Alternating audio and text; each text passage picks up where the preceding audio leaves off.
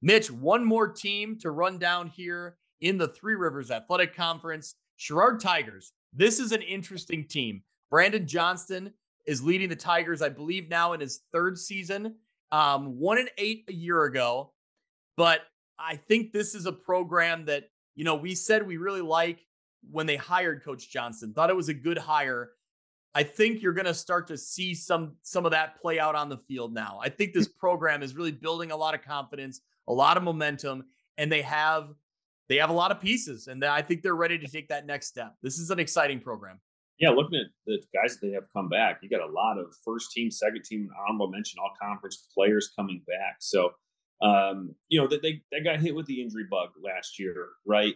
So that's going to be a key thing for them this year is can they stay healthy?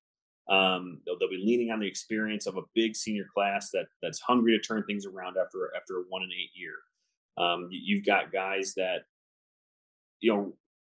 looking at guys who they return, a lot of experience, 4 to 5 guys that have started on both sides of the ball for the third straight year. So that's a lot of experience coming back, regardless of what their record was last year. That's a lot of experience coming back. So just some names looking at it.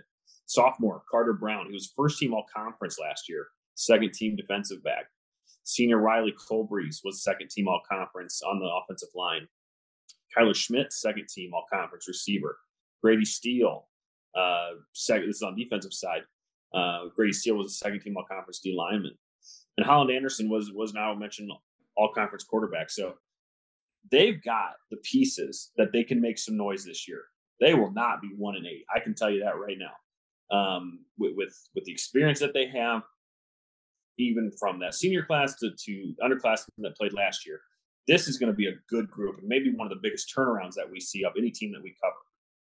Yeah, I love the connection between Holland Anderson back at quarterback, Carter Brown back at wide receiver, along with Kyler Schmidt also back at wide receiver. That's a lot of connection there that could go a long way. And just, the pieces that are around those guys, I think it's just a lot of confidence being built up. They're not looking at last year as 1-8. They're not worried about it. It seems like they're fully focused ahead to really turn things around. Yeah, and looking back at last year, like they didn't get blown out a lot. The unfortunate last 2 weeks of the season, but they were in just about every game that they played in. So,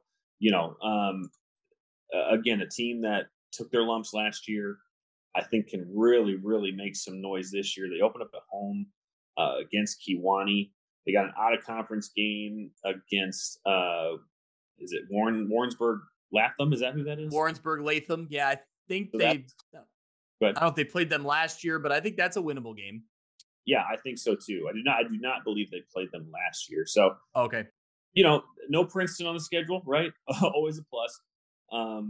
They do play Kewanee and Sterling back to back to kick off the year. Rock Ridge, they're sitting in week 4. So, but again, I think this team is really going to push 5 wins.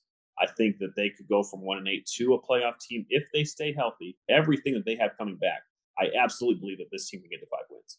Yeah, I mean, that's kind of what I've been looking at too. That's kind of the same thing I'm seeing. That week 1 matchup against Kewanee really catches my eye. I mean, the more I read about Kewanee and see the pieces they have, that's kind of one of those X factor games. Kind of sets the tone early in your season. 2 good quarterbacks there in that game. Yeah, yep, for sure.